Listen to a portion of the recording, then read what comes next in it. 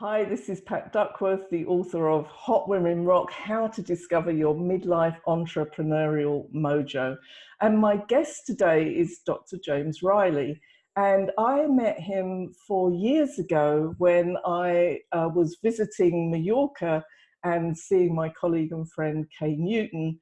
And we went to visit James, and he was living in a beautiful little house in a beautiful Mallorcan mountain village. And I remember standing on his roof terrace and watching an eagle flying over the top of it, which I thought was just the best.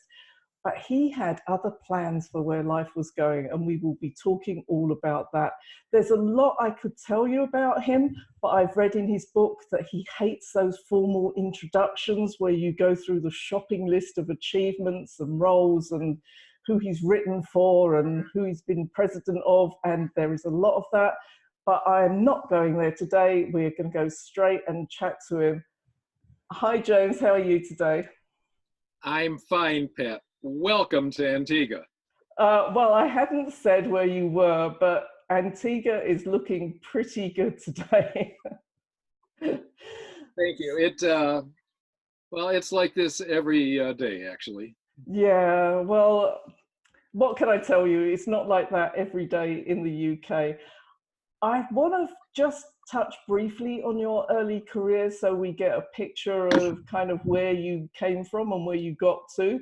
So we can hear from your accent, you started out in America where you were president of a plastics manufacturing company. What happened next? Well, I did that for 24 years, and one day I was very fortunate in the fact that a man walked into my office and said, I love your business, James. Would you consider selling it? And it was the best news I had heard all day. So I sold the company, and I spent several years doing, well, I didn't do a lot. And then I was hired into higher education. And I was working for the president of it was a huge institution, and I was doing all their strategic planning. And then I was headhunted into one of those major consultancies. And then I retired again because most of these people are pretty corrupt. And I ended up living in Barcelona on a sailboat, and life was pretty good. That's a huge leap to living well, there's so much we could fill in between, but if anybody wants to find out more about you, they can go and look for those early years. So you're living there on the sailboat in Barcelona, and we're now nearly at the start of your next book, which is Living on Rocks. And so tell us, what happened in Barcelona? Where did you get to from there? It was interesting because a lot was changing in my life. And I thought I really need to get on with my life, and I need to start again. So one day I decided I would sail the boat south to Mallorca. Mallorca is like a 22-hour sail, so it's pretty easy. So I sailed to Mallorca, and my plan was I'll spend a week or two there, try to get settled, and try to come up with a plan of where I'm going to go and what I'm going to do. And I was there for 16 years, I think. Didn't quite work out, but I did love Mallorca. What happened to the sailboat? Did you keep it? Well, I became quite ill and was in hospital for several weeks. And when I left hospital, my doctor said to me, "Now, James, you need to go home and you need to lay down and just be flat for at least a week, and then we'll start physiotherapy." And I went, well, okay, this will be good. I'm looking forward to going to the boat. And my doctor, who was Spanish, obviously, said, and this is probably a translation issue. He said, no, you can't go to a boat. You can't sail. And I went, oh, of course. I'm sorry. I'm not going sailing. I live on a boat. You know, mi barco es mi casa. And he kept going, no, you can't be on a boat. And so I said, oh, you're right. All right, I'm sorry. So I had a friend collect me at the hospital, and I told the doctor I'm going to go to a hotel. And of course I went to the boat, and then discovered that I had lost my equilibrium so I could not stand up on the boat. Oh. So I sold it. And after a year of living in a flat, still recovering from this evil thing I had, I bought a home in a village of 1,500 people right on the edge of the Tramontana mountain range in Mallorca. And I was there for 12 years, I think. And it was a beautiful home there. I still have, this sounds a bit stalkerish, but I still have a picture of your garden on my phone because I loved it so much. So forgive me for that. I have that picture probably as well. A lot of wonderful things happen there. There's something really special, you know, if you really want to learn the culture and fit into a different country, learn the language. I believe the best way to do that is just surround yourself with it. Yeah. And living in this little tiny village made all the sense in the world, because I reasoned when I bought it that I will improve my Spanish, because if I can't speak Spanish, well, I'll probably just die in the village. So of course your Spanish becomes better, and living in a village is so different than living in big cities, which I had done. Because in most big cities, you walk down a high street and you encounter people, but they won't talk to you because you're looking down and they're focused on something, or now they're on some bloody smartphone. In a village, you'd walk into the town center and people would accost you and they'd go, "Oh, hola, James, you know, and how are you? And I heard you had a cold." And I'm going, "How do you people know this?" Well, it's a little village and they know everything. They probably heard you sneezing. It was that small of a village, but it was very beautiful there. And you did a lot of artwork there. Yes, inside my body, I've never been tested for this, but apparently there's this chromosome chain, and I have a large set of chromosomes that say, "James, you must do creative things." So I tend to do artsy things. I do watercolors, I do sculpture-y things, or I do writing. And it's nice to have this combination, because I can do lots of art things for a while and then go, okay, well, I'm done with this. And now I've got this idea in my head. Yeah. Or I've been contacted by a publisher and they're going to pay me to write a book or write an article. So I focus on that, and then you just let art slide. And then when you get tired of typing, well, then you go, "Oh, I think I'll paint a picture." Yeah, and I'm very fortunate that I was bequested 2 of your artworks, so I'm very happy about that. So moving on then, because your book covers a lot of this period where you were writing about what you were experiencing, but by the time that I met you, you were getting ready to, well, you already had the house on the market and you had your next plan in mind. So tell us what was going on then. Well, I'm a big believer that life is full of choices. And I'm also a huge believer in, if you have a clear vision, very clear vision of yourself in that vision, you can have virtually anything in this world. And I had a clear vision to live in a place that was multicultural, that had quite good weather, that would enable me to do the work that I do. And at the time, there were like 50 places on the planet that satisfied this. Mallorca was one of those places. But then I started thinking, well, you know, it'd be nice to do things otherwise and in different places. And I was seeing this marvelous woman who lives in the United States. And I thought, wow, she's doing all the travel, because I really don't like going to the United States. And that's hard on her, so I'll move closer. So I kind of thought, now where can I move closer to the United States without being in the United States, and have it satisfy my vision? And the British Virgin Islands seemed to satisfy the vision as well as Mallorca did, because my work had evolved, so I didn't need to go to Europe, because now I was chiefly working on my computer, writing articles, doing blog-like things. So made this plan, and I became a legal resident of the British Virgin Islands, and bought a different boat and moved onto the boat, and the life just continued to get better and better. Excellent. So I'm just going to pause there and say this is Pat Duckworth, and today I'm talking to Dr. James Rieley and about the move that he made from Mallorca to the British Virgin Islands and what happened next. Spoiler alert, we're just going to tell you a little bit, because if you want to hear the rest, you're going to have to read that book. So, James, things didn't go entirely to plan. Well, that's a fair thing to say, yes. I did encounter something that I was very, very aware of, but you kind of shuffle to the back of your brain, and that is Mother Nature always wins. And at one point, a hurricane came, and I had been told by the forecasting that it could pass within 200 miles of where I was, and I was living on the boat. And I talked to friends, and they were going, "Oh, yeah, you're going to get wet, James, and it's going to be really windy. Make sure your boat is lashed well." And then the next day, the forecast changed to it could be like 100 miles, and I'm going, "Ooh, this is going to get testy." And the third day, the forecast was it most likely will be about 13 miles away.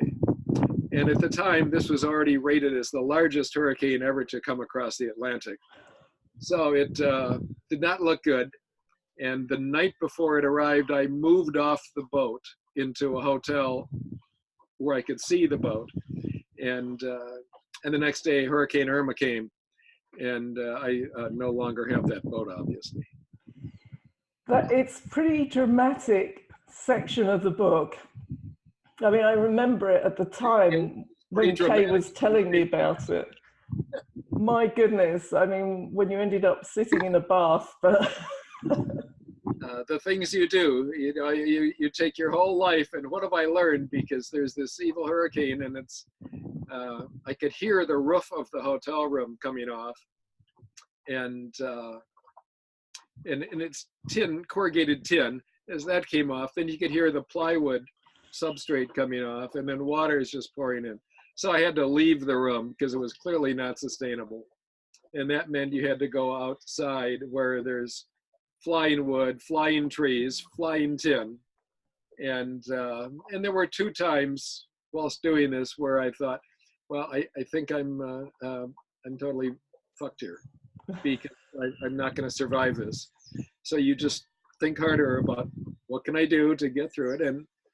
And just by serendipity, a man took me into his condominium and literally saved my life. Mm. And I lived in that condominium with he and his girlfriend for 6 days.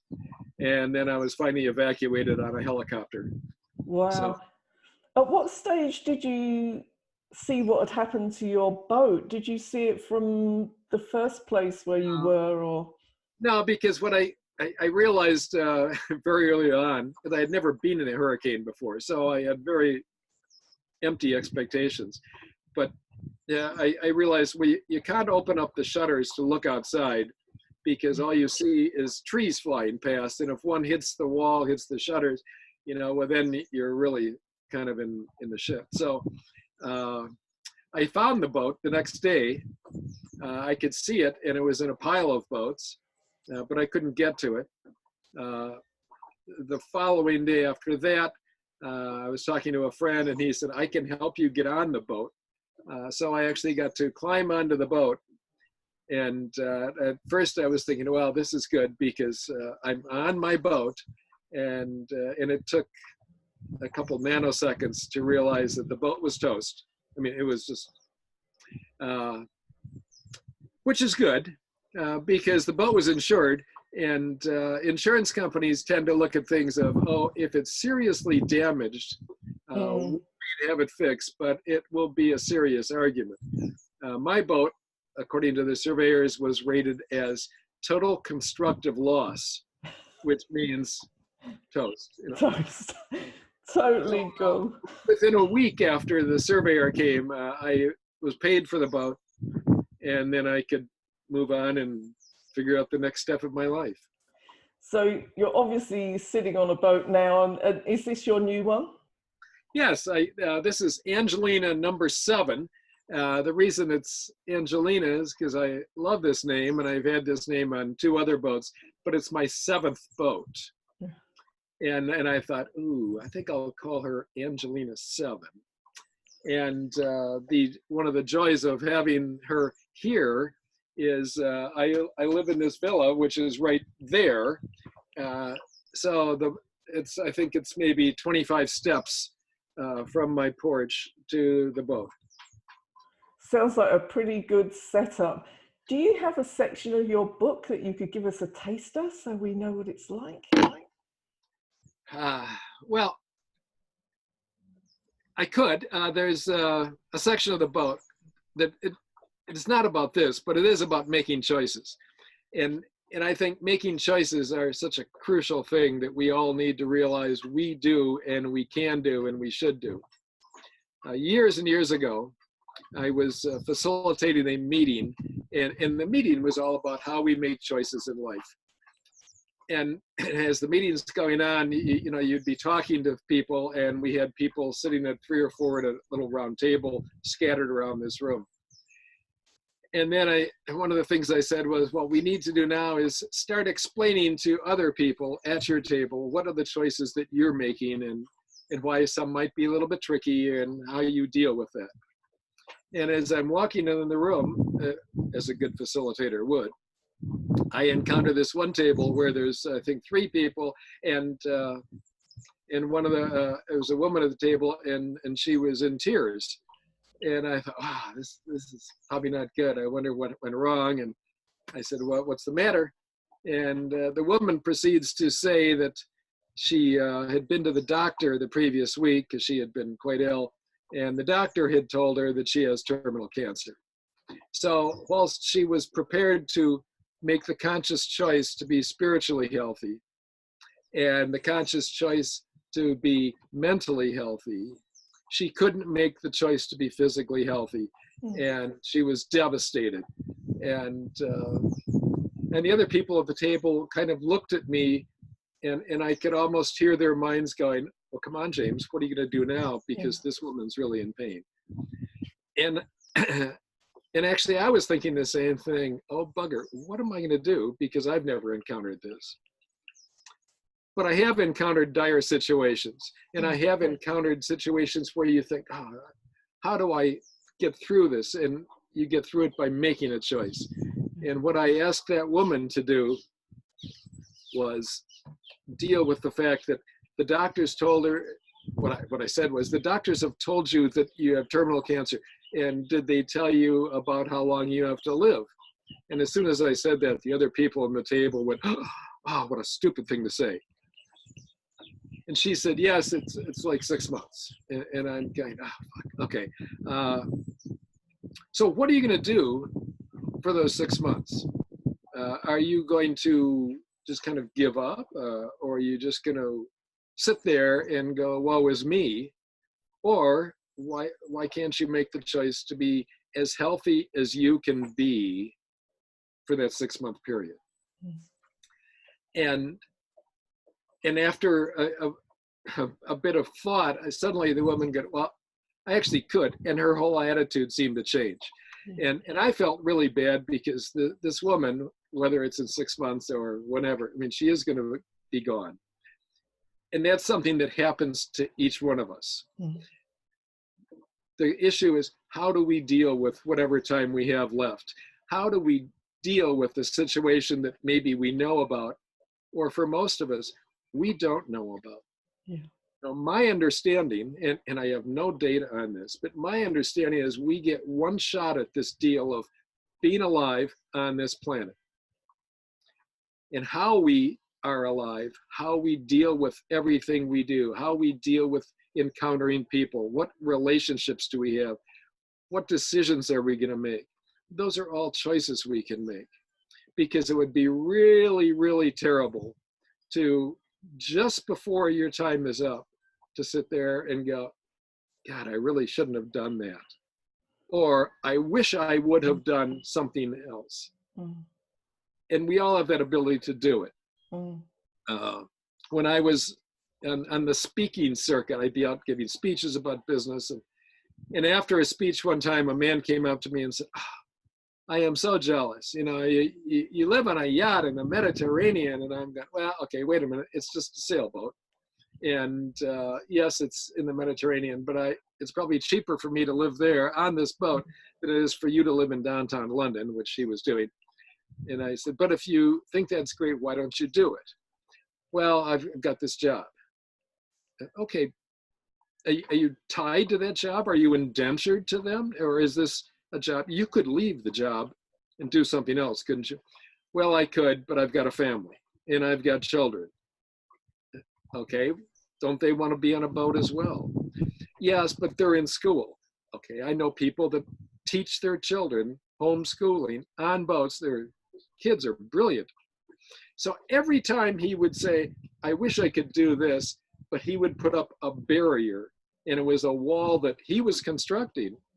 And it was all because he was making choices. I really desperately want to do this, but I'm not prepared to do anything to make that happen. And I think that's really kind of sad. Yeah. So for me, it's crucial that we all need to start to think about how we want to spend our lives, where we'd like to spend our lives. And I don't mean on this island, in this harbor, or in this hillside. I mean, what kind of environment do you want to have? What kind of relationships do you want to have? Because if you can see that clearly, then you can have it. You just need to make the choice that I want it bad enough. Yeah, I love saying that to my clients when they go, oh, I've got so much to do and I'd like to do this and I'd like to do that. And I say to them, I want to hear you say the words, I choose to. You know, if you're going to carry on doing what you're doing, say, I choose to live this way. I choose to look after my children. I choose to go to the job I hate, because you're choosing it. If you want to do something else, say, I choose to do what the other thing is. And you're making those choices, whether you acknowledge it or not. So I think that's really important. James, we're running out of time. There's so much we could talk about. Tell us about your book, when it's coming out and where we can get it. Well, from what I'm told, the book is called Living on Rocks, because at the end of the day, islands are just chunks of rock in the middle of some ocean. It's coming out through Amazon. It's scheduled to be launched on July 12th. So that's just, a week and a half away or so. You can buy it in either Kindle format or in print format. It's the print format is 470 some pages. So it's not an afternoon read, probably. It's a good one for the holidays, though. You could buy it and take it on holiday with you, and you'd be traveling to all these places. Only if you choose to do it, Pat. Only if you choose to do it. Excellent, James. Thank you so much for telling us about your journey. And I wish you every good fortune. I mean, looking at where you are, it just looks fabulous. And so a number of points we can take from this. And the main one is about you choose the life you're living. If you want to live differently, get that picture in your head really clearly of what you want and then choose to pursue it. And if you do that, you can have it. Thank you again. And to all the people watching, do look out for more of these interviews with amazing entrepreneurs and all the lessons we can learn from them. I'll see you next time. Take care. Cheers.